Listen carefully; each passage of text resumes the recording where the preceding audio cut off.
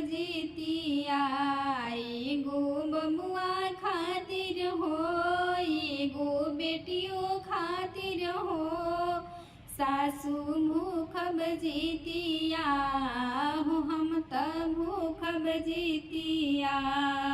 दुअर से ससुर के बुलाइब, नोनिया सत पोतिया मंगवाइब। दुअर से ससुर के बुलाइब, नोनिया सत पोतिया मंगवाइब।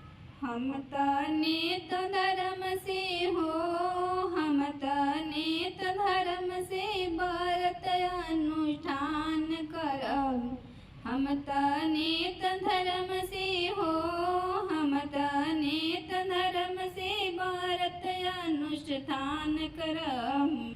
जीतिया व्रत कर बिना अपना बबुआ लागी हो, एगो बेटिया लागी हो, एगो बेटवा लागी हो, हम करब जीवतिया, हम भूखब जीवतिया।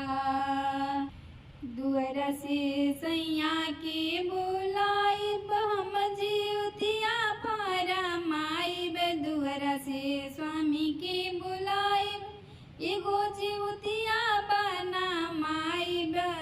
दुअर से स्वामी के बुलाइब, हम जीवतिया बनमाइब। यही आंगना के हो, यही आंगने के बीच में हम नहाइब।